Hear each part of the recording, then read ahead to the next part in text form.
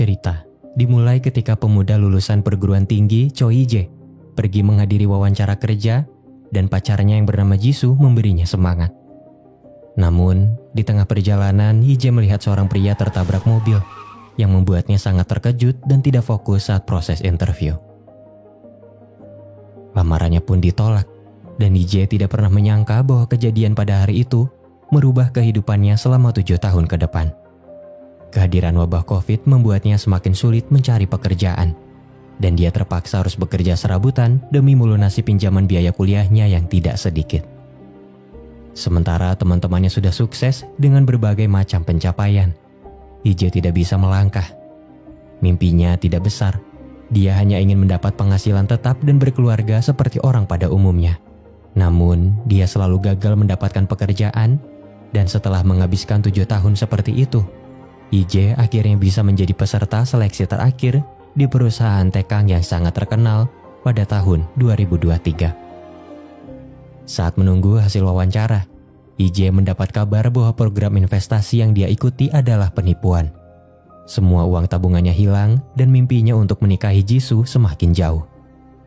Hatinya pun hancur saat dia melihat pacarnya bersama pria lain, dan dia mengakhiri hubungannya saat itu juga. Jae menyalahkan dirinya sendiri karena merasa dirinya tidak berguna dan hanya menjadi beban untuk pacarnya. Penderitaannya terus berlanjut ketika pemilik rumah mengusirnya karena dia tidak membayar sewa, dan semua barang-barangnya yang dikeluarkan basah terkena air hujan. Tidak sampai di situ, perusahaan tekang memberi kabar bahwa dia gagal pada seleksi terakhir. Jae semakin bingung dan takut untuk menjalani kehidupannya. Dia putus asa dan memilih untuk mengakhiri hidupnya sendiri dengan melompat dari atas gedung, tepat ketika ponselnya berdering karena panggilan dari ibunya. Namun, tampaknya keputusan Jae tidak menyelesaikan masalah. Dia secara ajaib terbangun di pesawat jet pribadi dan mendapati dirinya ada di tubuh orang lain. Seorang wanita yang mengaku sebagai manifestasi kematian membawanya ke alam baka dan memberitahunya bahwa dia harus dihukum karena melakukan dosa besar. Sebagai hukuman karena menghina kematian, Jae harus mengalami 12 kematian lagi di tubuh reinkarnasi yang berbeda, tapi jika dia bisa bertahan di salah satu tubuh itu, maka dia bisa melanjutkan sisa hidupnya di tubuh tersebut. Namun, kematian tidak akan membuat cobaan ini mudah, dan tubuh pertama yang ditempati Jae adalah CEO perusahaan tekang yang dikenal sebagai Jin Tae. Jae menyerap semua ingatan yang dimiliki reinkarnasinya setelah sebuah kristal melayang di udara dan masuk ke dalam kepalanya. Dengan semua kekayaan yang dimiliki Jin Tae, Jae mulai bersemangat untuk melanjutkan kehidupan barunya. Namun, tidak lama dari itu dia harus mati ketika pesawat yang ditumpanginya meledak, dan dia terbangun di depan pintu neraka di mana kematian sudah menunggunya di sana. Jae sangat kesal karena dia bahkan tidak tahu cara meloloskan diri dari kecelakaan pesawat. Tapi itulah tantangannya, dan dia harus mencari caranya sendiri. Karena Jae menganggap ini seperti permainan, kematian menjelaskannya dengan analogi video game. Pada dasarnya, pemilik tubuh yang ditempati Jae sedang menjalani permainan kehidupan yang akan segera mati, dan progres kehidupan mereka disimpan ke dalam save game. Jae diberi kesempatan untuk mengakses save game tersebut, dan jika dia bisa memberi ending yang berbeda untuk reinkarnasinya, dia bisa melanjutkan kehidupannya di tubuh barunya itu. Jae masih punya 11 tubuh yang tersisa untuk ditempati. Sebelum melanjutkan hukumannya, kematian membawanya ke neraka untuk melihat betapa mengerikannya tempat tersebut. Dia ingin memberinya pelajaran bahwa neraka jauh lebih menyiksa daripada kesulitan di dunia. Dengan pistol yang terisi 12 peluru, kematian menembaki Jae yang akan membawanya pada kehidupan berikutnya. Reinkarnasi berikutnya adalah penggiat olahraga ekstrim. Dari tubuh yang kedua ini, Jae belajar bahwa dia tidak hanya mendapatkan ingatan reinkarnasinya, tetapi juga bakat mereka. Saat ini, tubuh barunya sedang terjun bebas di udara tanpa parasut untuk mencetak rekor dunia dan mengalihkan perhatian publik atas perintah seseorang guna menutupi sebuah kasus kejahatan. Misinya adalah mendarat di tempat yang telah disiapkan. Jika berhasil, perusahaan yang mensponsori kegiatannya itu akan memberinya hadiah uang 3 miliar won. Sialnya bagi Jae, aksi pendaratannya tidak berjalan lancar dan dia kembali ke alam baka. Ije bertanya kesalahan apa yang membuatnya harus dihukum seperti ini. Kematian menjelaskan bahwa dosanya untuk mengakhiri hidup sendiri sudah besar, tapi masih ada yang jauh lebih besar dari itu. Ije merasa tidak melakukan dosa selain mengakhiri hidupnya sendiri, dan itu adalah bukti bahwa dia belum belajar apa-apa dari hukumannya saat ini. Tubuh ketiga yang ditempati Ije adalah siswa SMA bernama Hyoksu, yang mengakhiri hidupnya sendiri karena selalu diintimidasi di sekolah. Setelah menyerap ingatannya, Ije belajar memahami bahwa Hyoksu sudah lama memendam masalahnya sendiri karena dia tidak ingin membuat ibunya khawatir dan menambah beban pikirannya. Tampaknya laki-laki bernama Jinsang yang selalu merundung Hyoksu tidak kuat seperti kelihatannya. Ije dengan keberaniannya bisa melawan perundung itu dengan mudah, tapi ada satu laki-laki tangguh yang melindunginya dan dia tidak bisa mengalahkannya. Ketika Ije pulang ke rumah Hyoksu, dia menyadari bahwa remaja itu tidak punya ayah sama seperti dirinya. Keadaan pun berubah menjadi sangat mengharukan ketika Ije makan malam bersama ibu Hyoksu yang mengingatkannya pada sang ibu. Ije sangat merindukan ibunya, tapi dia tidak sanggup jika harus menemuinya lagi di saat seperti ini. Keesokan harinya di sekolah, Ije menemui Taesok, laki-laki tangguh sebelumnya yang setuju untuk mengikuti rencananya menjatuhkan Jinsang. Ije tahu bahwa Taesok membenci Jinsang yang selalu bertindak sesuka hati kepadanya hanya karena dia punya kakak kelas yang selalu melindunginya. Dan dengan pemikiran ini, mereka sepakat untuk bekerja sama. Langkah pertama yang dilakukan Ije adalah mempermalukan Jinsang. Ketika dia menumpahkan semangkuk mie ke kepala Jinsang, Taesok hanya diam memperhatikannya dan menolak perintahnya untuk mengejar Ije. Dia bahkan mengejeknya dan membuatnya ditertawakan banyak orang. Jinsang dengan sikapnya yang pengecut meminta kakak kelasnya untuk balas dendam dan dia setuju untuk membantunya. Namun, senior itu sangat terkejut setelah tahu bahwa orang yang mempermalukan Jinsang hanya remaja biasa yang menurutnya terlihat seperti kutu buku. Dia tidak mau melawannya demi menjaga harga dirinya sebagai laki-laki sejati. Kejadian ini membuat Jinsang kehilangan koneksinya dengan orang terkuat di sekolah yang tidak mau berteman dengannya lagi karena dia sangat memalukan. Setelah apa yang terjadi, Taesok bisa melampiaskan semua kekesalannya kepada Jinsang, dan penderitaannya semakin lengkap ketika pacarnya berpaling ke laki-laki lain. Jinsang yang tidak terima dengan keadaan ini balas dendam kepada Ije. Dia memukulinya saat lengah dengan cara yang sangat brutal dan membuatnya kembali ke alam baka. Pada titik ini, Ije mempertanyakan kembali apakah dia bisa terbebas dari siksa neraka. Karena semua yang dia lakukan tampaknya menjadi sia-sia. Ije beranggapan bahwa kematian hanya menghukumnya untuk main-main.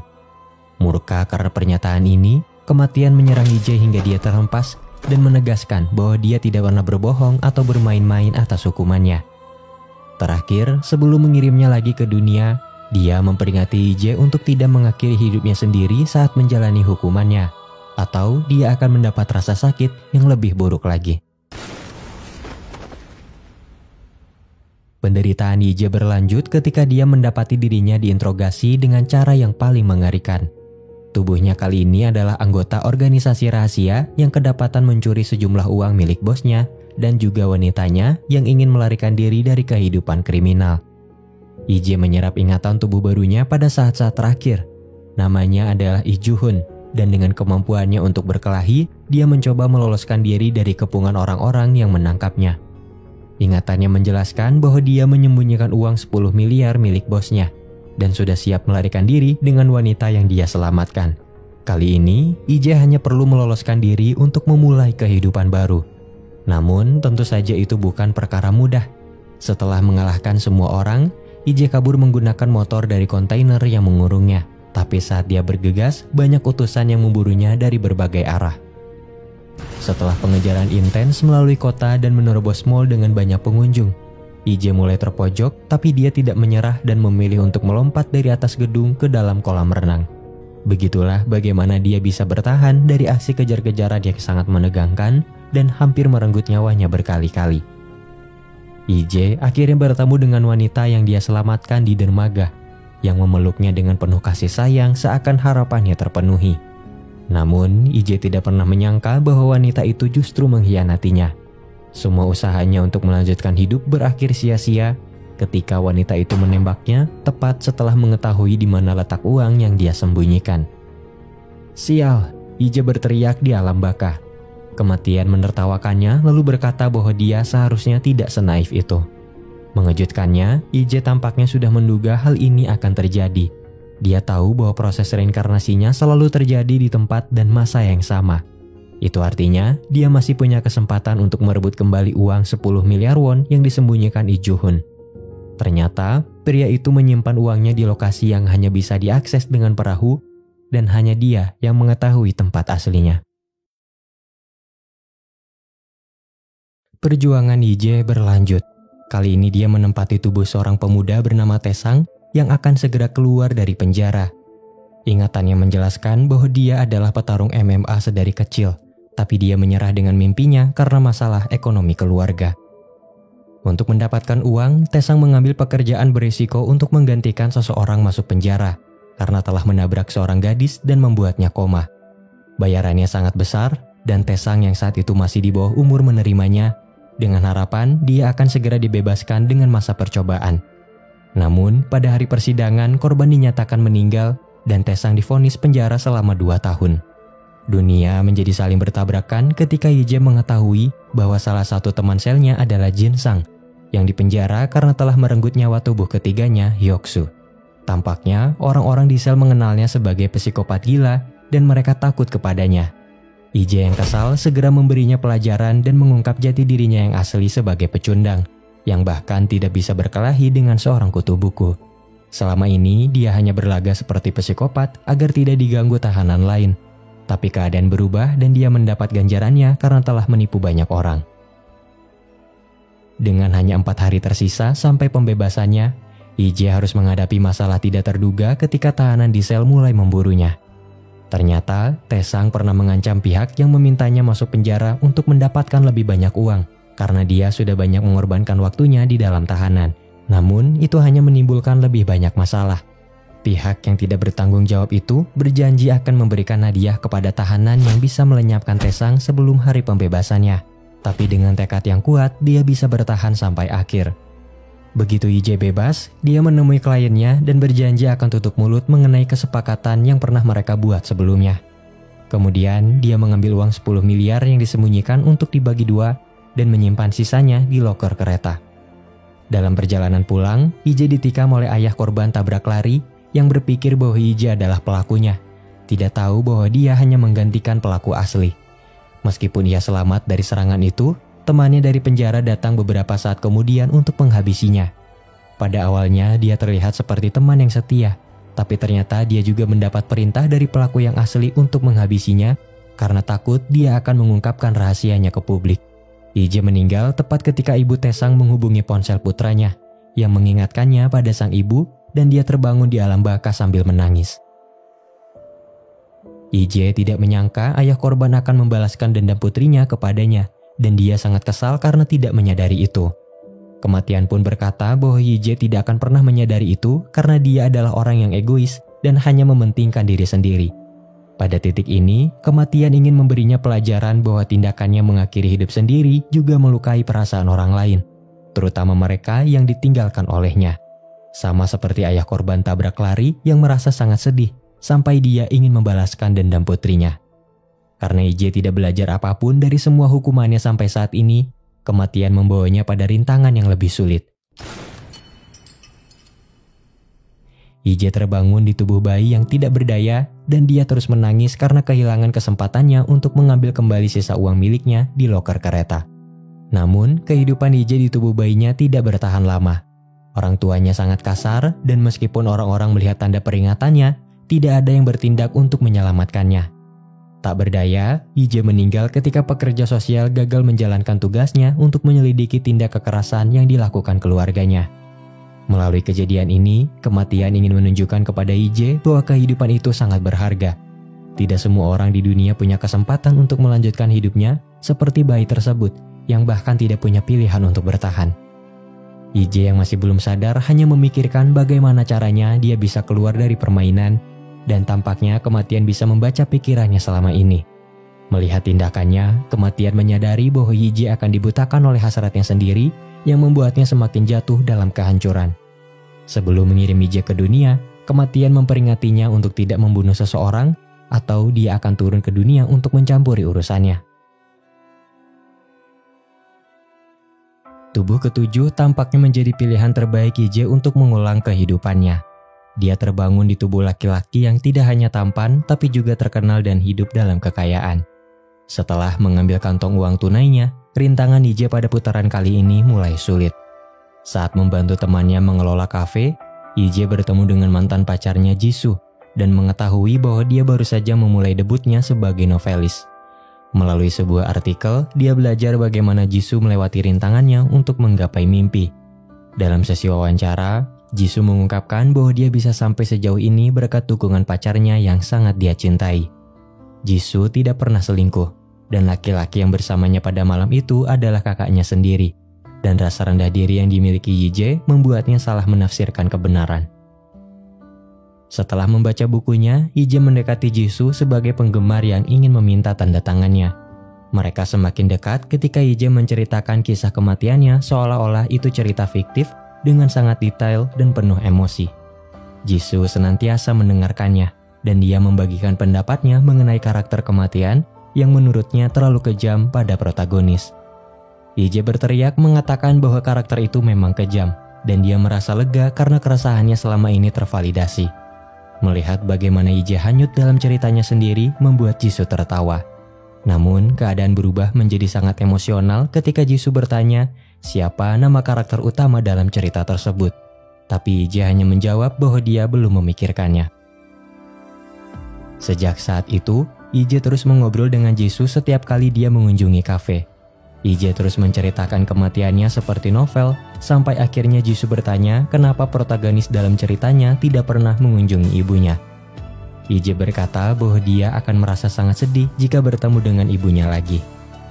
Ije dengan tubuh barunya ingin membangun kembali hubungannya dengan Jisoo, tapi dia belum bisa membuka hatinya lagi. Melihat Jisoo masih berduka atas kematiannya, Ije menyadari dampak tindakannya terhadap orang-orang yang dicintainya, terutama ibu tunggalnya. Saat berkunjung ke rumah duka, Ije bertemu dengan ibunya yang diam-diam menangisi kepergiannya. Hatinya hancur dan kesedihannya semakin dalam. Menyadari bahwa dia bisa mati kapan saja, Ije tidak membuang waktu untuk menghadiahkan semua uang miliknya kepada sang ibu. Kemudian, dia menemui Jisoo untuk mengungkapkan kebenarannya.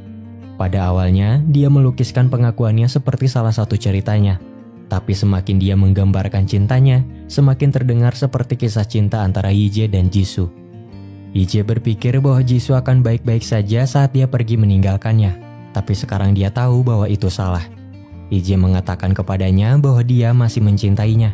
Dan pada saat itu, Jisoo melihat bayangan Ije berdiri di hadapannya.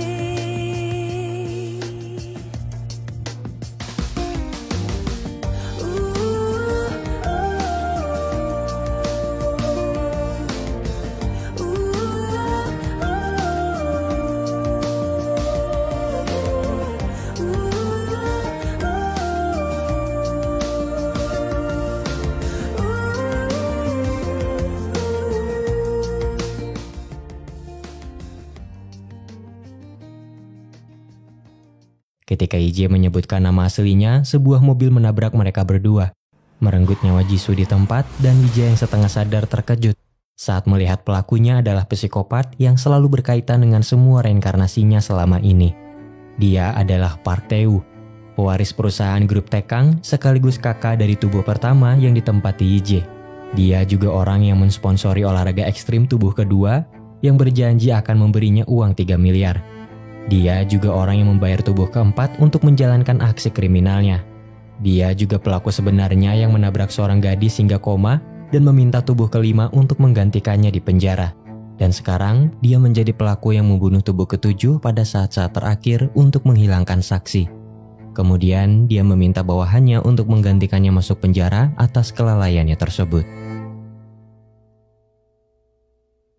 Di alam baka, IJ menangisi kepergian Jisoo yang membuatnya patah hati dan dia bersumpah akan membalas kematiannya. IJ menyalahkan kematian atas apa yang terjadi kepada Jisoo, tapi dia menjelaskan bahwa Jisoo dan tubuh ketujuhnya memang ditakdirkan untuk tertabrak mobil pada saat itu.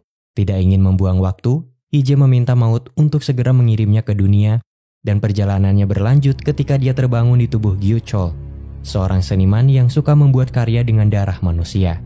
Dia adalah seorang psikopat jenius yang sudah merenggut banyak nyawa, tapi polisi tidak pernah bisa mengungkap jati dirinya. Dalam kisahnya, Gyu Chol adalah seniman yang karyanya tidak pernah dihargai. Hingga suatu ketika, dia tidak sengaja melihat seseorang mengakhiri hidupnya sendiri, dan kejadian itu memberinya inspirasi untuk membuat karya tidak biasa yang berkaitan dengan darah dan kematian. Gyu Chol tampaknya menderita penyakit serius. Dia terkena tumor otak dan dokter memberitahunya bahwa dia tidak punya banyak waktu untuk hidup. IJ tidak peduli karena misinya kali ini adalah melenyapkan Tae-woo untuk membalas kematian mantan pacarnya. Tidak butuh banyak waktu dan upaya, IJ berkesempatan untuk menemui Tae-woo ketika pria itu tertarik untuk membeli salah satu karya seninya. Pertemuan mereka tegang berkat permusuhan terselubung IJ, tapi bagi Tae-woo, pria di depannya adalah orang asing dan nyaris tidak dianggap sebagai ancaman. Meskipun IJ kehilangan kesempatannya untuk melenyapkan Tae-woo pada pertemuan pertamanya, sekarang dia tahu alamatnya dan segera menunggunya di rumahnya pada malam itu. IJ dengan kemampuan berkelahinya bisa dengan mudah memojokkan Tae-woo, tapi keadaan berubah ketika pria itu mengeluarkan senapannya tanpa berpikir dua kali. Dia menembak IJ dari belakang, tapi tampaknya dia sudah memperkirakan ini akan terjadi dan mengenakan rompi anti peluru. Kesiapannya memberinya keunggulan, dan IJ menangkap Tae-woo untuk dibawa ke studio seninya. Namun, lagi-lagi keadaan tidak berpihak kepadanya saat tubuhnya tiba-tiba pingsan karena tumor otak. Ini memberi Tae-woo cukup waktu untuk melepaskan ikatannya dan membalikan keadaan. Dia dengan bangga membagikan ceritanya kepada IJ tentang bagaimana dirinya berubah menjadi psikopat. Mengejutkannya, itu terjadi ketika dia tidak sengaja menabrak pria di tengah jalan. Pria yang ditemui IJ pada hari wawancara dan membuatnya gagal mendapatkan pekerjaan. Melihat bagaimana korban meminta pertolongan kepadanya, membuat Tae-woo merasa seperti Tuhan yang bisa memutuskan kehidupan seseorang. Sejak saat itulah, dia mulai merasakan kepuasan tersendiri saat melenyapkan nyawa manusia. Gemetar karena kegembiraan, Tae-woo meminta IJ untuk memohon ampun padanya, tapi IJ meludahi wajahnya dan tertawa. Terakhir, dia mencoba mengungkit kematian Jin-tae di pesawat yang ternyata didalangi oleh Tae-woo agar hak waris perusahaan ayahnya jatuh kepadanya. Tae-woo terkejut karena itu adalah rahasia miliknya sendiri, tapi dia tidak takut dan pada malam itu, IJ mengalami kematiannya yang paling menyakitkan.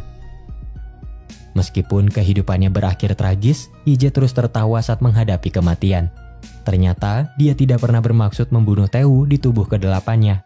Namun sebaliknya, dia menanam benih untuk menjatuhkannya di tubuh berikutnya. Dia tahu bahwa studionya dilengkapi dengan banyak CCTV dan semua perbuatan Tae-woo pada malam itu sudah terekam.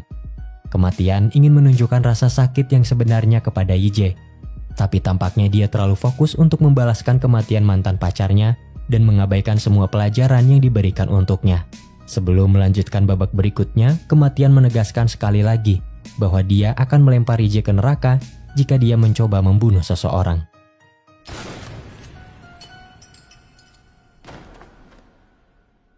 Tubuh ke-9 adalah seorang detektif bernama Ji Hyung yang dicap sebagai pecundang memalukan. Motonya adalah dia harus mementingkan keselamatannya terlebih dahulu dan tidak mau mengorbankan nyawanya untuk menjaga dan mengayomi masyarakat. Sikap inilah yang membuatnya selalu dikucilkan dan bahkan junior satu timnya tidak pernah menaruh rasa hormat kepadanya. Semuanya bukan tanpa alasan. Ji-hyung ingin mengikuti jejak ayahnya sebagai polisi hebat yang sayangnya tewas saat bertugas. Ketika Ji-hyung akhirnya menjadi seorang polisi, ibunya jatuh sakit karena khawatir dan takut putranya akan pergi meninggalkannya juga. Karena itu, Ji-hyung berjanji kepada ibunya bahwa apapun yang terjadi, dia akan mengutamakan keselamatannya. Sekarang, Ije dengan ambisinya memanfaatkan Ji-hyung untuk menumbangkan Tae-woo. Di hari pertamanya sebagai detektif, Ije menumbangkan seorang pemuda yang mengamuk di tengah jalan sambil membawa benda tajam. Ternyata pemuda itu adalah mantan narapidana yang pernah mengkhianatinya di tubuh kelima. Aksi heroiknya tidak hanya menarik perhatian teman-teman polisinya, tapi juga semua orang yang melihat rekamannya di media sosial. Ije memimpin tim ke studio Gyuchol di mana mereka menemukan semua bukti mengenai aksi tidak biasa yang dilakukan psikopat itu untuk membuat karya seni. Namun, Ije secara khusus menyimpan rekaman terakhir Tae-woo saat dia melenyapkan Gyuchol untuk dirinya sendiri. Dia tahu rekaman itu akan dihancurkan oleh polisi korup, jadi dia menyerahkan rekaman itu ke stasiun berita untuk dipublikasikan. Namun, pengaruh perusahaan tekang yang sangat besar membuat Ije kesulitan untuk melawannya. Dia dipanggil ke kantor komisaris hanya untuk berhadapan dengan Tae-woo yang ternyata sudah menyuap atasannya. Ije tidak mau bekerja sama dengan Tae-woo apalagi menerima suap darinya. Setelah menghancurkan kontrak, Ije memberitahu Tae-woo bahwa yang diinginkannya hanyalah dia dan memberitahunya untuk bersiap membusuk di penjara. Membuat langkah pertama, Tae-woo mendekati para reporter dan memutarbalikkan cerita sehingga orang-orang mulai menganggapnya korban yang mencoba memberi keadilan. Narasinya adalah dia tidak punya pilihan selain melenyapkan Gyuchol untuk menghentikan kekejamannya selama ini. Stasiun berita juga hanya merilis rekaman di mana Gyuchol membawa Tae-woo ke studionya, memberikan kepercayaan pada Tae-woo dan masyarakat memuji dia sebagai pahlawan. Tae-woo menjadi tidak terkalahkan, tapi saat dia menikmati kemenangannya, Ije menyerang.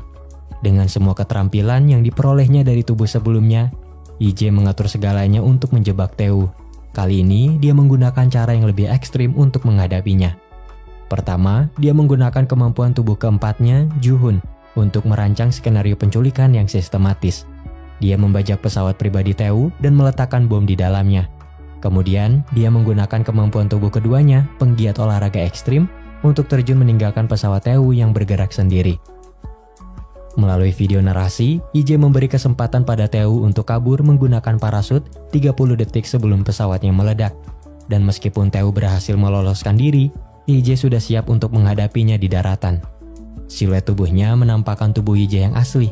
Dengan semua amarahnya, dia mencoba merenggut nyawa Tae-woo dan kematian turun ke bumi, bersiap untuk membawanya ke neraka. Beruntung, Ije mengurungkan niatnya saat teringat kepada Jisoo yang memberinya secercah harapan bahwa jalan ceritanya mungkin akan berakhir bahagia jika dia tidak melanggar peraturan. Ketika Ije berjalan pergi, Tae-woo yang masih terikat pada parasut bangkit untuk menikamnya. Namun, sebuah hembusan angin menghempaskannya dan hidupnya berakhir tragis ketika sebuah truk menerjangnya dengan sangat cepat. Tae-woo terbangun di rumah sakit beberapa hari kemudian dengan kedua kakinya yang diamputasi, dan Ije berhasil mengungkap kejahatannya ke publik yang membuat dunianya hancur seketika.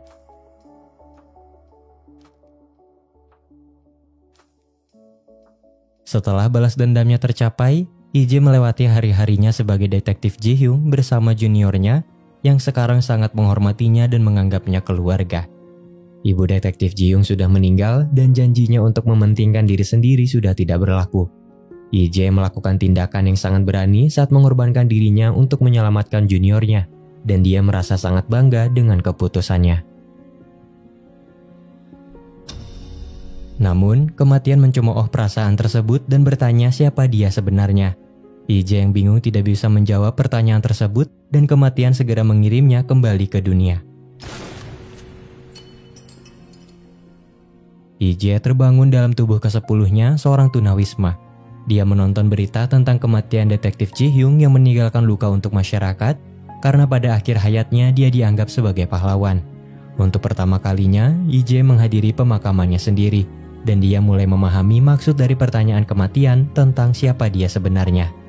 Semua teman-teman dan kolega sebelumnya memandangnya sebagai seorang tunawisma yang kotor, dan bahkan keluarga dari orang yang dia selamatkan memperlakukannya dengan hina. Perlakuan itu membuat IJ tersadar bahwa hidup sebagai orang lain tidak berarti untuknya. Semua bentuk pencapaian yang ia dapatkan dari tubuh orang lain pada akhirnya tidak menjadi miliknya. Melalui kejadian ini, kematian ingin memberi pelajaran untuk IJ agar lebih menghargai kehidupannya sendiri. Karena seburuk apapun nasib yang menimpanya, itulah kenyataannya. Dia tidak bisa menukarnya dan hanya bisa melewatinya. Namun, IJ tampaknya belum sepenuhnya memahami maksud dari setiap hukumannya sampai saat ini. IJ terjatuh dari tangga ketika dia mencoba menghindari kristal ingatan. Nyawanya tidak terselamatkan dan dia hanya punya 2 tubuh tersisa untuk melewati masa hukumannya. Maut memperingatinya bahwa rasa sakit kematian akan semakin buruk di setiap babaknya. Dan apa yang menunggunya di akhir adalah rasa sakit yang tidak pernah terbayangkan olehnya. IJ yang naif sudah tidak peduli dengan nasibnya. Dia berencana untuk mengakhiri 2 kehidupan yang tersisa dan dengan angkuh meminta kematian untuk segera mengirimnya ke dunia.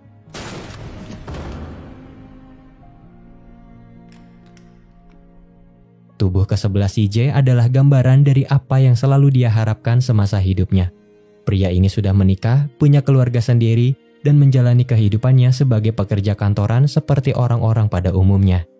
Namun, masalah muncul ketika dia tiba-tiba di PHK dan keluarga yang sangat dia cintai pergi meninggalkannya. Hidup terlantar tanpa tujuan, pria ini memutuskan untuk mengakhiri hidupnya sendiri. IJ bisa memahami perasaannya dan rasa sedihnya terakumulasi dengan apa yang dirasakan pemilik tubuhnya saat ini. Semua penderitaan ini mendorong IJ untuk mengakhiri hidupnya seperti saat itu.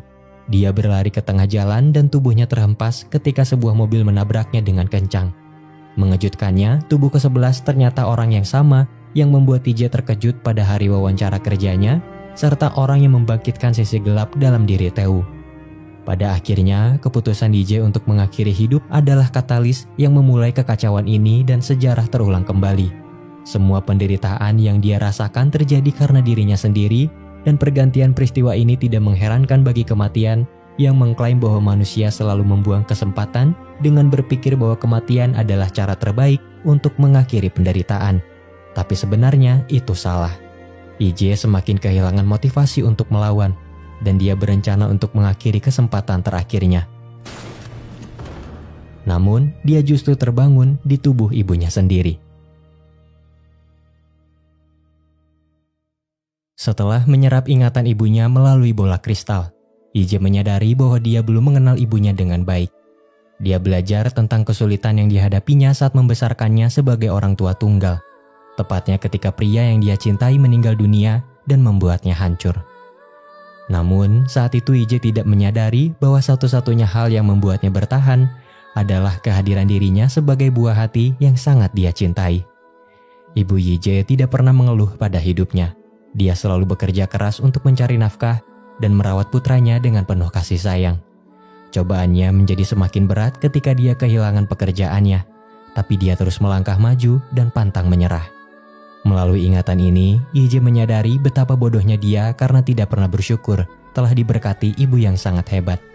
Ketika ingatannya mencapai titik di mana dia meninggal dunia, rasa sakit dan kehilangan yang dirasakan ibunya juga dirasakan oleh IJ, yang membuatnya tersadar bahwa inilah rasa sakit paling buruk yang pernah dikatakan oleh kematian sebelumnya. Rasa sakit atas kepergian orang yang sangat dia sayangi. Rasa sakit yang luar biasa, yang bahkan tidak bisa disembuhkan oleh waktu. Apa yang tampak seperti hukuman pada awalnya menjadi cara bagi IJ untuk terus bertahan hidup dan mencoba memenuhi keinginan ibunya yang belum tercapai. Ibu IJ sangat ingin pergi ke gunung yang sering dia kunjungi bersama suaminya saat masih muda. IJ mencoba memenuhinya meski tubuhnya sudah tidak sekuat itu untuk terus berjalan. Namun, dia tidak menyerah dan semua upayanya terbayar ketika pemandangan indah menyambutnya dengan hangat saat tiba di puncak.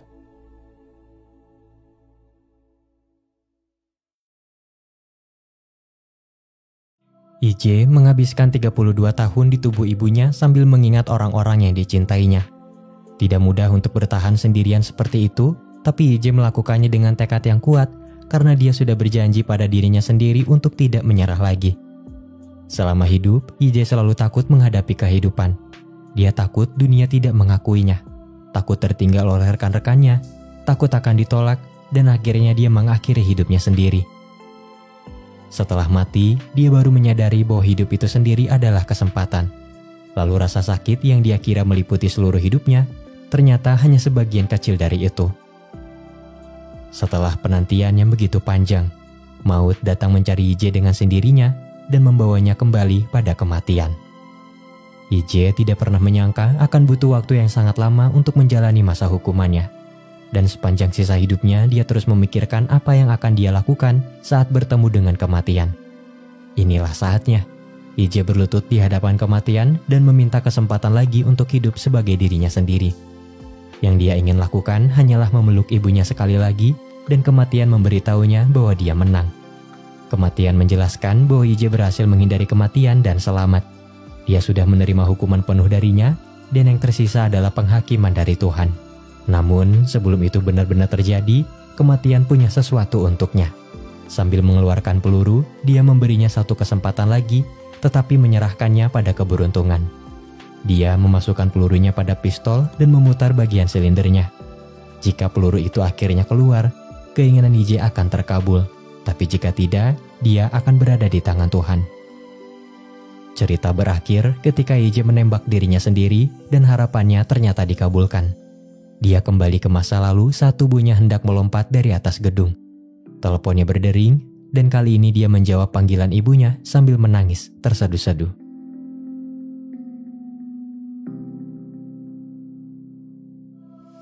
Semesta selalu membiarkan semuanya terjadi karena suatu alasan. Itu semua adalah proses pembelajaran agar kita bisa terus tumbuh untuk melewati kehidupan. Hidup itu sendiri adalah kesempatan yang sangat berharga meski tidak selalu berjalan sesuai rencana. Sama seperti musim yang beragam, hidup juga tidak selalu tentang keindahan, karena kesedihan dan kekecewaan menjadi bagian di dalamnya. Hidup bukan masalah untuk diselesaikan, tetapi realita untuk dihadapi. Jika kamu pernah berpikir untuk menyerah, ingatlah mengapa kamu bisa bertahan begitu lama. Jika kamu tidak memiliki kekuatan untuk melangkah, mintalah orang yang kamu cintai untuk menarikmu. Dan jika kamu merasa tidak memiliki siapa-siapa, tapi jantungmu masih berdetak, itu adalah bukti bahwa Tuhan masih ada untukmu.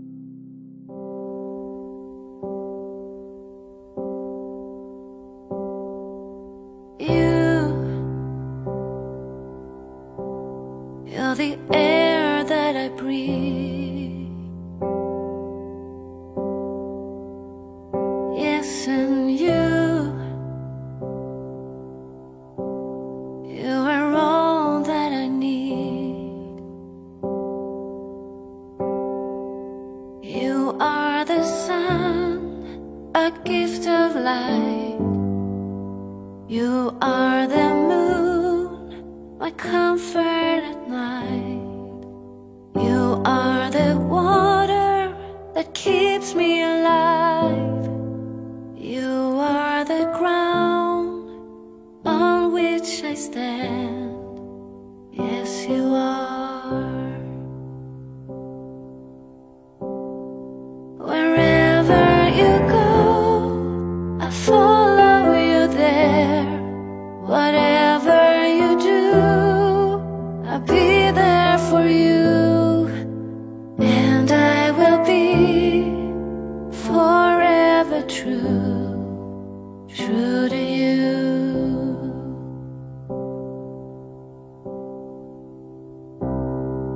And I give it all. I give you my life, I give you my soul. And I know that you keep it safe